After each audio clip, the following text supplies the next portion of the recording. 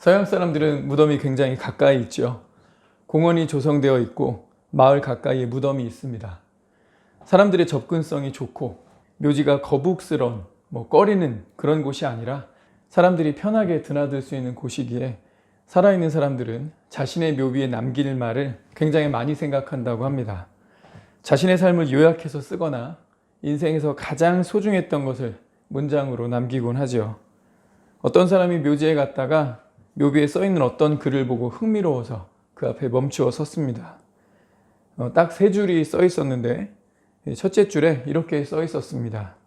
나도 전에는 당신처럼 그곳에 서 있었소. 이 글을 읽고 웃음이 나왔대요. 다음엔 뭐라고 써 있을까 싶어 읽어가는데 2번째 줄에 이렇게 써 있었답니다. 나도 전에는 당신처럼 그 자리에 서서 웃고 있었소. 약간 섬뜩해졌대요. 예언적인 느낌이 들어서 과연 3번째 줄엔 뭐라고 써 있을까? 당신도 나처럼 이제 죽을 준비를 하시오. 당신도 나처럼 이제 죽을 준비를 하시오. 죽음에 대한 준비만큼 엄숙한 것은 없습니다. 그런데 아이러니하게도 이 죽은 다음에는 죽음을 준비할 수가 없죠. 죽을 준비는 살아있을 때 하는 것입니다. 그럼 이런 질문이 생길 수 있어요. 죽음을 준비한다는 것은 어떤 것입니까? 어떻게 해야 죽음을 준비한다고 할 수 있는 겁니까? 많은 사람들이 이 질문에 이렇게 대답했다고 합니다. 오늘 하루를 결코 허비하지 않는 것이다. 오늘 하루를 결코 허비하지 않는 것이다. 맞는 말 같지 않습니까? 세상 사람들이 할 수 있는 최고의 답변 같고요. 기독교 신자들에게도 던지는 교훈이 있다고 생각됩니다.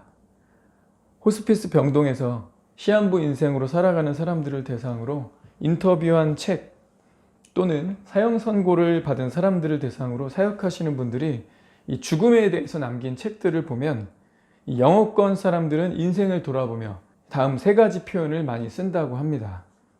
should have done, might have done, could have done. 중고등학교 문법 시간 때 많이 다루는 구문이죠. 무슨 뜻이에요? should have done, 뭐뭐 했어야 했는데. might have done, 뭐뭐 할 뻔 했는데 근데 안 했다는 거죠. could have done, 할 수 있었는데. 뭐뭐 했어야 했는데, 할 뻔 했는데, 할 수 있었는데 그런데 안 했다. 우리말로는 그때 들을 걸, 그때 교회 한번 가볼 걸, 그때 뭐뭐 했으면 참 좋았을 걸, 이런 식의 표현이 될 것 같습니다. 이것을 종말의 세대, 세상 끝자락을 살아가는 세대에게는 should have done, might have done, could have done, 이걸 덧붙이면 좋을 것 같습니다. 휴거 됐어야 했는데, 휴거 될 뻔했는데, 휴거 될 수 있었는데. 다시요. 휴거 됐어야 했는데, 휴거 될 뻔했는데, 휴거 될 수 있었는데. 죽을 준비를 한다는 것은 무엇인가? 세상 사람들은 오늘 하루를 허비하지 않고 최선을 다하는 것이라고 말했지만 말세를 살아가는 세대에게는 이 개념이 꼭 필요하다고 봅니다. 휴거에 대한 준비를 그 어느 것보다 확실히 하는 것이다. 내가 그리스도의 신부인가 아닌가를 정확히 하는 것이다. 저는 한국 사람입니다. 여기는 한국 땅이고 저는 지금 한국말을 하고 있습니다. 근데 만약에 제가 한국 사람을 대상으로 한국말로 한국 땅에서 이렇게 말한다고 가정해 봅시다. 내가 트럼프를 좀 압니다. 잘 알지요. 한국 사람에게 한국말로 이렇게 말하면 제 말을 들은 사람은 이 말을 어떻게 알아들을까요? 트럼프 좋아하는구나. 트럼프 열혈 팬인가 보지. 트럼프 기사라면 다 찾아서 읽고 번역기 돌리고 그 사람의 정책 지지하나 보다. 아마도 99%의 사람들이 제가 말하는 것을 이렇게 이해할 것 같아요. 근데 만약에 제가 미국 땅에 가서 미국 사람들에게 미국말로 내가 트럼프를 좀 압니다. 잘 알지요. 이렇게 말하면 트럼프에 대해서 지식적으로 좀 아나 보다. 정도로 이해하겠지만 아주 일부는 의구심을 품을 겁니다. 혹시 이 사람 트럼프랑 진짜 무슨 개인적인 연줄이 있는 거 아니야? 트럼프랑 식사한 적 있나? 이 사람 함부로 대했다가 혹시라도 진짜 트럼프랑 개인적으로 아는 사이면 어쩌지? 아마 이 정도의 강도 차이는 있을 것 같아요. 이걸 증명해 볼 수 있는 쉬운 방법이 있죠. 전화해 보면 압니다. TV에 자주 나왔던 한 의원이 이런 말을 했습니다. 종종 모르는 번호로 전화가 온대요. 혹은 모모 경로당 어르신 이렇게 저장해 둔 번호로 전화가 온답니다. 그러면 그 전화 꼭 받는데요. 이 전화 안 받으면 서운해가지고 이 어르신 경로당 다음날 가가지고 무슨 일을 하실지 모른대요. 그래서 전화를 받으면 어이 삐리리 하고 이름을 부르신대요. 내가 자네 좀 안다고 했는데 사람들이 믿어야 말이지. 지금 스피커폰이니까 한마디만 좀 해줘봐. 네, 어르신들, 저某某 의원입니다. 제가 이 어르신 잘 압니다. 이렇게 한마디 들려주면 들었지?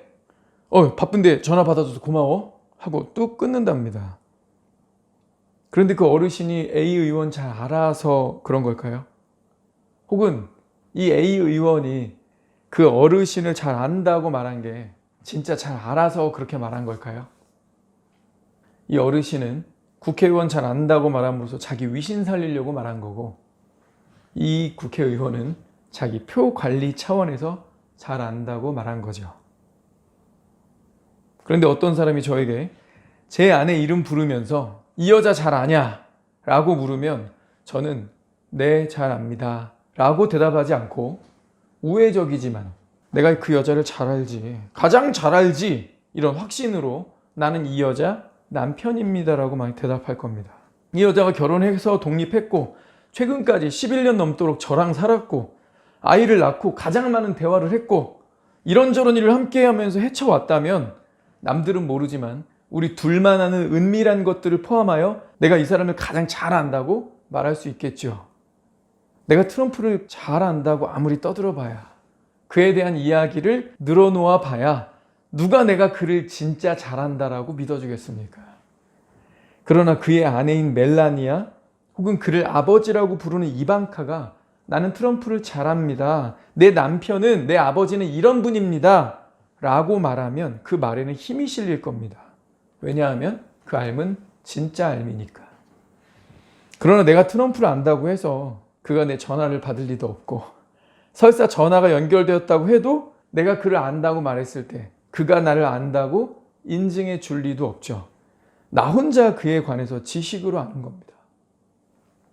트럼프는 몇 년생이고 어디서 태어났고 어디서 자랐고 어디서 공부했고 어떻게 사업을 이어받았으며 어떤 시기에 무슨 시련을 겪어서 힘들어했고 대통령이 되기까지 우여곡절을 막 설명하고 그런다 해도 나는 트럼프를 잘 안다고 그 아내만큼 말할 수가 없습니다. About him, 트럼프에 관한 지식이 조금 있을 뿐이죠. 성경은 안다고 말할 때요, 인격적으로 상호 관계 속에서 아는 것을 말합니다.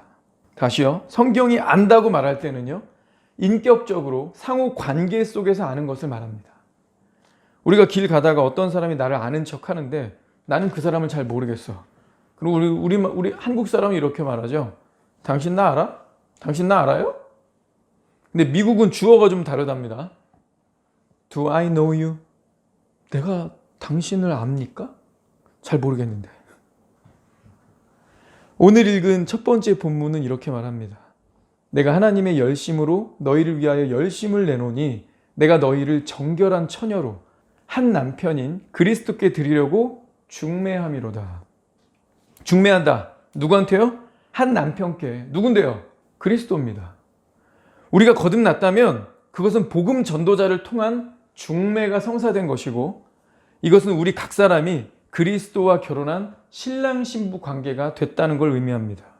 요한계시록 19장에서도 동일하게 우리가 거듭났고 휴거되어 올라간다면 그 사람은 어린 양 예수와 혼인한 것이고, 그렇기 때문에 혼인잔치에 들어간다, 이렇게 말하고 있죠. 우리가 거듭났다면 우리는 그리스도의 신부인 것입니다. 성경은 우리를 신랑 그리스도, 신부 나, 이렇게 정확하게 못 박아서 명명했습니다. 그리고 오늘 두 번째로 읽은 고린도서 5장 10절은 이는 우리가 다 반드시 그리스도의 심판대 앞에 나타나게 되어 각각 선악간에 그 몸으로 행한 것을 따라 받으려 함이라. 우리가 다 반드시 그리스도의 심판대 앞에 나타난대요. 그런데 어떻게 나타나느냐면 각각입니다. 각각. 구원받은 사람도요, 심판이 없지 않습니다.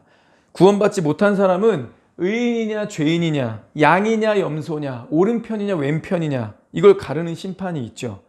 네가 죄인인 거 보이냐? 인정하냐? 네가 저지른 죄들을 다 보여줄게. 파노라마처럼 쫙 보여주시고 유죄 판정하신 다음에 천사들을 통해 영원한 형벌로 던져 넣으십니다. 그러나 구원받은 성도도요, 그리스도의 심판대 앞에 섭니다. 어떻게 서요? 이 말씀 따르면 각각입니다. 각각 선악간에 우리가 어떻게 섬기고 주님을 예배했고 그리스도와 함께 살면서 순종했는지, 너 이 땅에 살면서 뭐 하다 왔냐? 이 질문에 대답하면서 그 몸으로 행한 것을 따라 받는다고 했습니다. 그래서 이것을 상급 심판이라고 부르지 않습니까? 여기서 우리가 생각해 볼 점은 각각입니다. 저와 여러분이 그리스도를 독대하는 날이 온다는 거죠. 그리스도를 독대하는 날이 온다. 우리가 주님을 1대1로 독대하는 날이 왔을 때 평소에 교회를 다녔지만 헌금도 하고 봉사도 하고 교인들과 어울려서 영적인 대화도 종종 나누고 합심기도 시간에 기도말을 내뱉기도 했는데, 그리스도를 독대하는 날이 왔을 때 서먹서먹하다면, 이제 합방해야 되는데, 이제 그리스도와 영원히 살아야 하는데, 그분은 나를 신부라고 부르신다고 했는데 주님을 만났는데 너무 어색해. 그럼 아니었던 겁니다. 죽음 이후에는 준비할 수 없다고 했어요. 죽음은 살아있을 때만 준비할 수 있다고 했습니다. 그런데 살아있을 때 주님과 개인적인 교제, 인격적인 만남, 그분과 사귐이 없이 종교 생활로, 그저 종교 생활로 지낸 사람들은 주님을 독대하는 날, 이 날이 굉장히 부담스러울 거예요.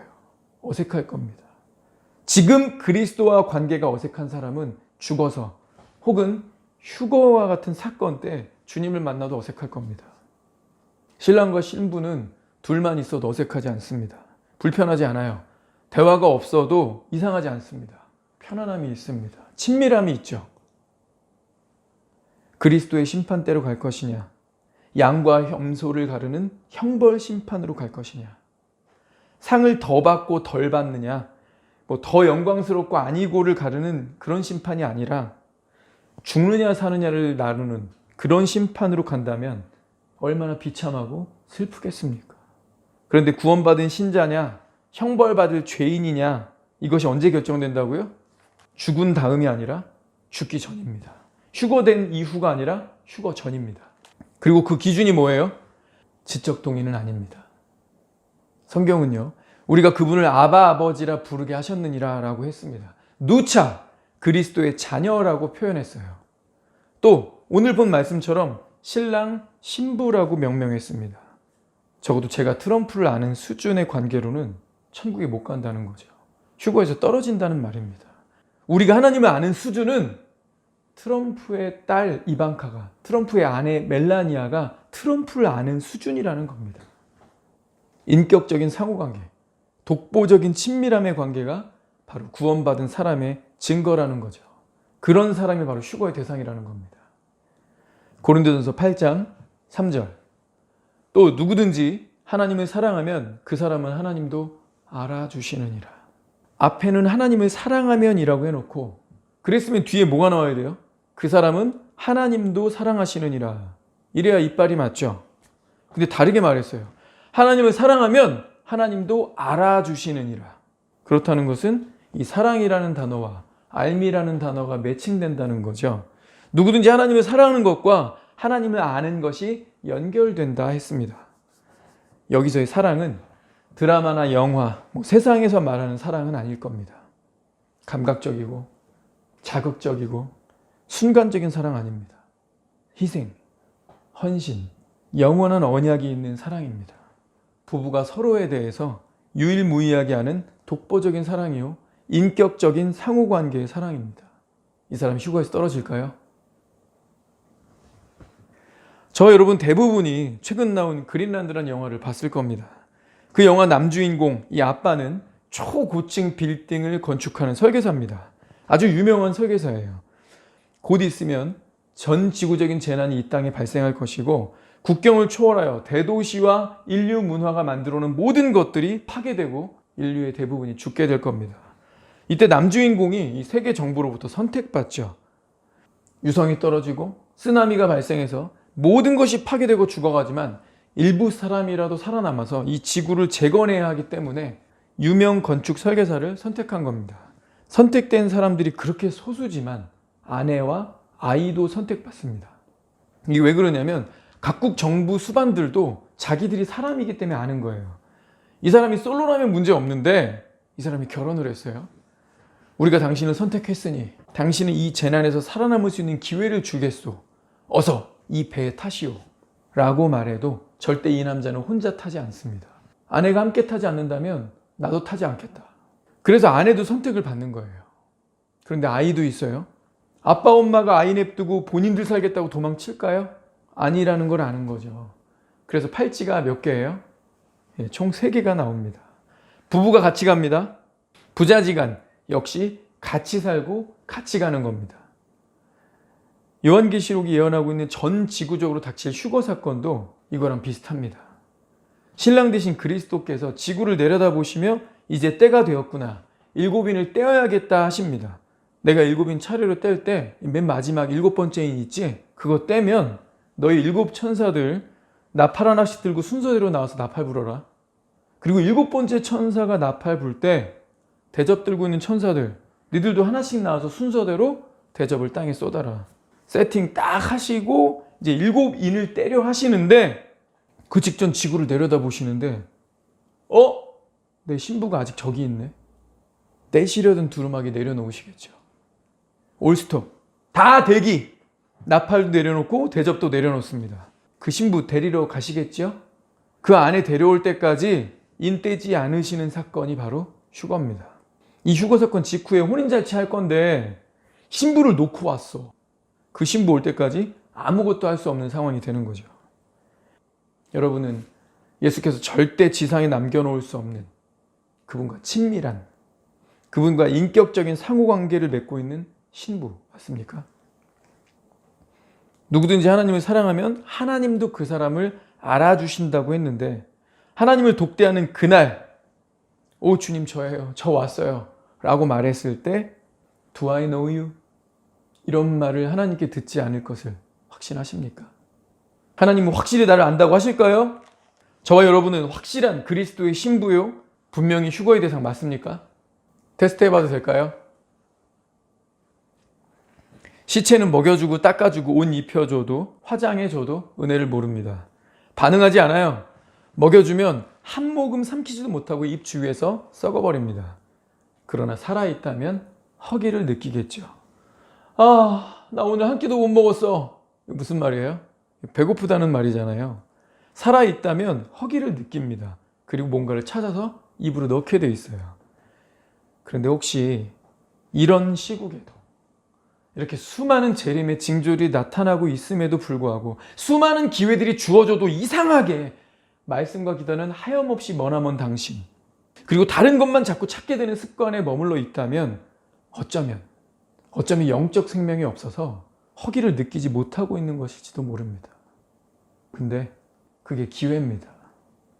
내 자신을 점검하지 아니할 수 없노라. 기회 아닙니까? 내가 영적으로 살아있는 게 맞다면, 내가 그리스도의 신부가 맞다면, 내가 휴거될 것이 맞다면 하나님은 분명히 사람이 떡으로만 살 것이 아니요 하나님의 입으로부터 나오는 모든 말씀으로 살 것이니라 라고 하셨는데 왜 나는 말씀이 고프지 않을까요? 왜 기도하지 않아도 일주일 사는데 전혀 지장을 못 느낄까? 성경이 아직 번역되지 않은 곳도 있습니다. 번역이 창세기 딱 하나 된 곳도 있습니다. 북한 같은 곳은 쪽복음 겨우 딱 한 장 소지하는 것도 불안에 떨어야 하죠.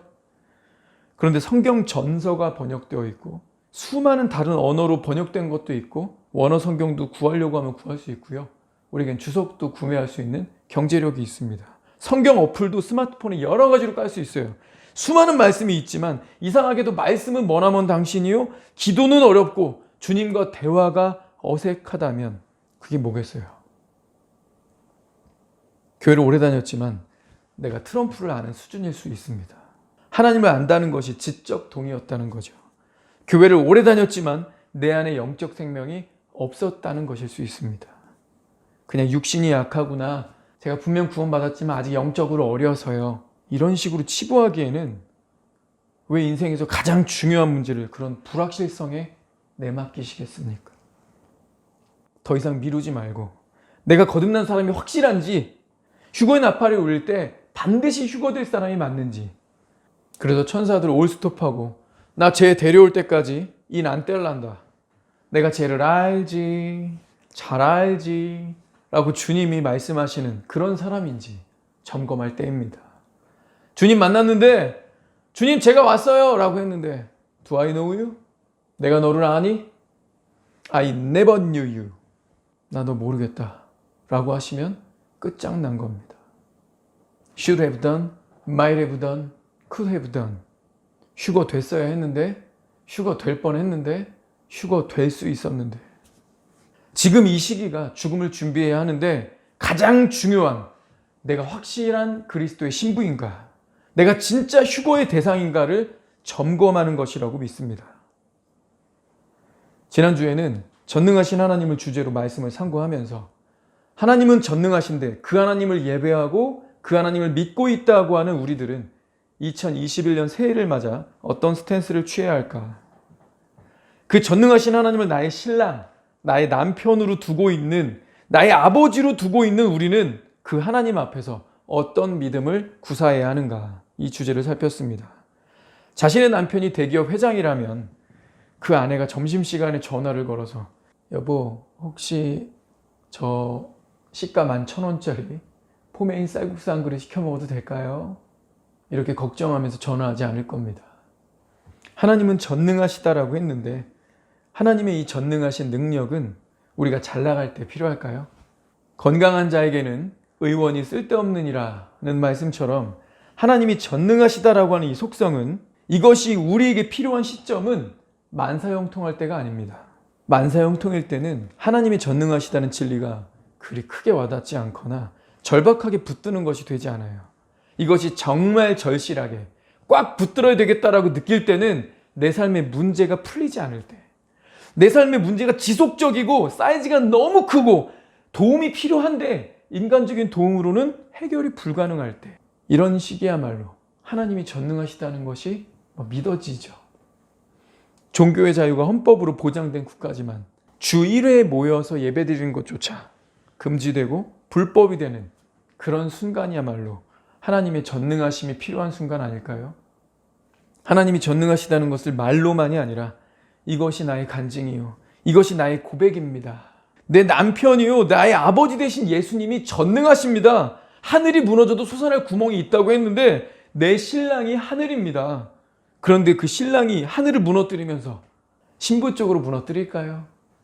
1000명이 내 왼쪽에서 10,000명이 내 오른쪽에서 엎드러지지만 이 재앙이 내게 가까이 하지 못하리로다. 왜요? 내 남편이 전능한 하나님이니까. 그래서 우리는 내 신랑 되신 그리스도가 전능하시다면, 이 믿음이 있다면 우리가 어떻게 기도하고 어떤 스탠스를 취해야 할까? 오그라들 것인가? 간신히 숨만 쉴 것인가? 확장되고 뻗어나갈 것인가 했습니다. 이번 한 달 동안 이 질문에 대답해야 한다 했죠. 그런데 이 질문이 굉장히 제한적이었습니다. 대답이 너무 뻔했죠. 하나님은 전능하시다. 그런데 나는 오그라든다. 하나님은 전능하시고 나는 그분의 와이프다. 그런데 나는 간신히 숨만 쉴 것이다. 어울리지 않아요. 어울리는 대답은 하나님이 전능하시고 나는 그분의 신부요, 자녀이기 때문에 나는 확장되고 뻗어나간다. 논리상 이 대답밖에 할 수 없었습니다. 그렇지만 이 시국에 확장되고 뻗어나간다는 게 도대체 말이나 됩니까? 말은 그러한데 도대체가 현실감이 없어 보입니다. 우리 교회는 그리스도 안에서 전능하신 하나님을 신뢰하는 한 해가 될 것인데 우한 코로나 시기에도 우리는 확장되고 뻗어나갈 것이다. 믿음 안에서 성경에 따르면 이 고백은 맞는 말인데 확장되고 뻗어나간다는 말을 도대체 어떻게 정의해야 할까요? 요한복음 4장 36, 38절입니다. 거두는 자가 이미 삭도 받고 영생에 이르는 열매를 모으나니 이는 뿌리는 자와 거두는 자가 함께 즐거워하게 하려 함이라. 그런즉 한 사람이 심고 다른 사람이 거둔다는 말이 옳도다. 내가 너희로 노력하지 아니한 것을 거두러 보내었노니 다른 사람은 노력하였고 너희는 그들이 노력한 것에 참여하였느니라. 어떤 이는 뿌리고 김매기 하고 비 오면 물길 내고 비 안 오면 양수기로 물 끌어다 대고, 그런데 어떤 사람은 나가서 추수를 합니다. 추수는 느낌이 그렇죠. 사각 하는 소리 나면서 알곡이 내 손에 쥐어집니다. 알곡을 그냥 놓고 가는 사람 없죠. 알곡을 등에 지고 집으로 갑니다. 이날은 기분 좋은 날이에요. 이 역할을 맡은 사람이 있다는 거죠. 그리스도인은 동역하는 공동체이기 때문에 누군가는 추수를 합니다. 똑같이 수고하는데 누구는 추수하여 손에 쥐고 들어갑니다. 가시적이죠? 그런데 어떤 이는 집안에 있는 씨를 들고 나와서 뿌리고 빈손으로 돌아옵니다. 언뜻 보기에는 손해보고 마이너스 같죠. 밭 갈고 돌 골라내고 씨 뿌리고 잡초 뽑고 비 많이 오면 물길 내주고 비 안 오면 가슴앓이 하면서 관리해주고 고생했어요. 그런데 이 역할 맡은 사람은 비주얼한 시각적인 느낌이 없습니다. 오히려 씨앗을 들고 나가서 뿌리느라 창고가 비어요. 근데 주님 뭐라 하시냐면 한 사람이 심고 다른 사람이 거둔다. 그런데 뿌리는 자와 거두는 자가 함께 즐거워한다. 다른 사람은 노력하였고 너희는 그들의 노력에 참여했다. 그러나 같이 즐거워한다. 어떤 이는 심고 어떤 이는 물 주고, 그러나 자라나게 하시는 이는 하나님이시다. 그 둘을 보상하실 분도 하나님이시니까 함께 기뻐한다. 자, 성경은요, 가시적인 역할을 하는 사람이 있고 비가시적인 역할을 하는 사람이 있다고 분명히 말했습니다.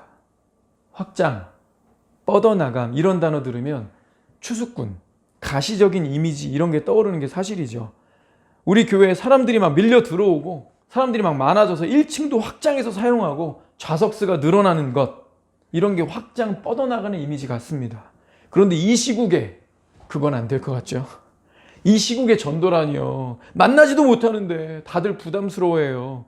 기존 사람들 주 1회 예배 드리지도 말라고 하는데 어떻게 전도를 하라는 거예요? 확장되고 뻗어나가는 이미지를 이 가시적인 외형적 크기로 생각하면 안 된다고 느낄 수 있습니다. 그런데 여러분, 생불신자가요, 전도자를 우연히 만나서 복음 듣고 바로 구원받는 경우는 매우 드뭅니다. 하나님이 그 전까지 작업하시죠. 그 사람 주변에 이런 사람 저런 사람 막 붙여서 섬기게 하시고, 기독교인인데 티내지 않고 희생하게 하시고, 막 양보하고, 잘해주는 사람, 괜찮은 사람, 오래도록 그 사람을 두고 기도하는 사람 두셨다가, 그래서 어느 때가 되었을 때 복음 듣고 구원에 이르는 겁니다. 영에 도달하는 거죠. 이 기간은 비가시적으로 보일 수 있습니다. 그런데 영에 도달하게 하는 그 순간, 그때 사역하는 사람은 가시적이죠. 딱 침례 받습니다. 교회에 딱 더해지잖아요. 눈에 딱 보여요. 자, 우리가 확장 뻗어나간다는 이 개념에 비가시적인 것을 포함시켜야 합니다. 당장에 드러나지 않지만 긴 과정일지라도 이 과정을 확장 뻗어나가는 것으로 이해해야 한다는 거죠. 그렇다면 이렇게 볼 수 있습니다. 확장, 뻗어나간다라고 할 때 숫자가 당장 늘진 않지만, 첫째, 우리 가운데 이미 있는 사람들이 서로가 서로를 더욱 사랑하고 더욱 신뢰하는 관계로 발전하는 것이다. 찬송가 가사에도 이런 거 있죠. 이전보다 더욱 사랑합니다. 우리가 그리스도께 대한 사랑과 열정이 더욱 깊어지고 성장해야 하는 것처럼, 그것이 질적 성장이요 하나님께 기쁨이 되는 것처럼 성도들을 향한 애정과 사랑이 더욱 깊어지고 뜨거워지는 것을 확장, 뻗어나감으로 정의할 수 있습니다. 아이가 5명 있는데 아이들이 자주 아프고 의욕도 없고 계속 다투고 서로 불신한다면 아이가 2명일지라도 그 둘이 건강하고 운동도 열심히 하고 공부도 열심히 하고 서로 챙기고 신뢰하고 부모에게 잘한다면, 우리 속담에도 있죠. 열아들 부럽지 않다. 양과 질을 얘기할 때 질적인 부분을 확장시키고 업그레이드 시킬 수 있다는 겁니다. 그리스도에 대한 개인 경건이 깊어지고 기존의 성도들의 관계가 더욱 애정과 신뢰의 관계가 된다면 우리 교회는 확장되고 뻗어나갈 것입니다. 두 번째, 문제가 해결되는 한 해. 문제가 해결되는 한 해다. 작년까지 해결되지 않았던, 그래서 내 발목을 잡았던 문제들, 이 문제가 해결되지 않아서 내가 계속 괴로웠어요. 마음 한켠이 계속 무거웠어요. 신앙의 전진이 더디고 감정적으로 계속 눌림이 됐습니다. 자꾸 다운돼요. 그런 문제가 그리스도 안에서 해결된다면 그것도 하나님 앞에서 확장되고 뻗어나가는 것이 될 것이다. 문제가 해결되는 한 해, 이것도 우리가 확장되고 뻗어나가는 일이 될 것이다. 그리고 세 번째, 바로 이것으로 확장 뻗어나감을 정의하며 마무리하고 싶습니다. 막차를 잡아 타는 해. 막차를 잡아 타는 해. 고린도서 6장 1, 2절은 이렇게 말합니다. 우리가 하나님과 함께 일하는 자로서 너희를 권하노니 하나님의 은혜를 헛되이 받지 말라. 이르시되 내가 은혜 베풀 때에 너에게 듣고 구원의 날에 너를 도왔다 하셨으니 보라 지금은 은혜 받을 만한 때요. 보라 지금은 구원의 날이로다. 하나님의 은혜를 헛되이 받지 말라 했다는 것은 하나님의 은혜를 헛되이 받는 사람이 교회 내에 있었다는 거죠. 어찌 이 교회뿐이겠습니까? 이것은 전 세대 모든 교회에서 있었던 안타까운 슬픈 현실입니다. 헛되이 받는 자들이 교회 가운데 늘 존재했다. 우리가 받아야 하는 것은 2절입니다. 지금이 은혜 받을 만한 때요. 지금이 구원의 날이다. 바로 네가 이 은혜와 구원을 받아야 한다. 혹여 생명이 없었는데 이제라도 진정한 회개를 이룸으로써 막차를 잡아타서 하나님의 나라를 침노하는 겁니다. 예를 들어서 여기 20명 정도 계시는데 현재까지 휴거의 대상이 12명이다. 그런데 13명이 되고 15명이 되고 17명이 된다면 너무나 감동적인, 이것이야말로 우리 교회가 진정으로 확장되고 뻗어나가는 것이 된다는 것이다. 하나님이 기뻐하시고 영광 받으신 일이 될 겁니다. 수학에서요, 0이라는 숫자는 무한한 능력을 가진 것으로 봅니다. 왜냐하면 0을 곱하기로 만나는 숫자는 그게 뭐가 되든 얼마나 크든 마이너스든 상관없이요, 자기화 시켜버립니다. 0을 만들어버린다는 거죠. 곱하기로만 만난다면 그게 무한대일지라도 마이너스로 어마어마한 빚일지라도 다 자기처럼 0으로 만들어버린다. 다시금 출발선으로 갖다 놓는다는 거죠. 그래서 수학에서는 이 0이 전능한 숫자로 통합니다. 정말 신비한 숫자예요. 그런데 이 0이라는 숫자가 아무 힘을 못 쓸 때가 있습니다. 여러분 잘 아시죠? 이 숫자 0을 덧셈으로 만나는 경우입니다. 그러면 아무런 변화가 없어요. 아무 능력도 없습니다. 분명 0을 만나긴 했는데 분명 0이라는 전능한 숫자를 통과했는데도 나로 시작해서 그대로 납니다. 이 0이라는 숫자를 보고 있으면 누구 생각나지 않으세요? 맞습니다. 예수 그리스도입니다. 어떤 이가 아무리 심각한 죄를 짓고 반복해서 짓고 죽을 죄인이요 더럽고 악하다 해도 예수를 만나면, 그 예수를 곱셈으로 만나면 무죄, 예수님처럼 0이 됩니다. 숫자 0을 곱셈으로 만나야 그 자신도 0이 될 수 있듯이 예수님을 곱셈으로 만난다는 건 어떤 의미일까요? 예수님을 지적 동의가 아닌 진정한 회개로 만나는 것입니다. 그것이 바로 예수 그리스도와 부부관계, 예수 그리스도와 부모 자식 관계를 시작하는 것을 말합니다. 사랑하는 여러분, 예수님을 곱셈으로 만나셨습니까? 예수 그리스도와 친밀하고 인격적인 상호관계를 맺고 있습니까? 이분을 내가 진정한 회개로 만나면 내 모든 죄가 0이 됩니다. 그런데 이분을 내가 트럼프에 대해서 알듯이 덧셈으로 만나면, 평생을 지적 동의와 종교 활동으로만 만나면 평생 교회 다니고 이런저런 수고와 봉사와 섬김을 했지만 그냥 나는 나 그대로의 죄인일 뿐입니다. 아버지 하나님을 만났는데 Do I know you? 내가 너 아니? I never knew you. 나는 너를 결코 알지 못하겠다. 이러면 안 되겠지요? 다시 묻겠습니다. 저와 여러분은 분명히 예수 그리스도를 독대하는 날이 올 것인데 그날 예수님을 만날 때 어색하지 않을까요? 예수님 곱셈으로 만나셨습니까? 바로 오늘, 지금 이 예수 그리스도와 친밀하고 인격적인 상호관계를 맺고 있습니까? 바로 이것이 오늘 우리가 자신에게 던져야 할 가장 중대한 질문입니다.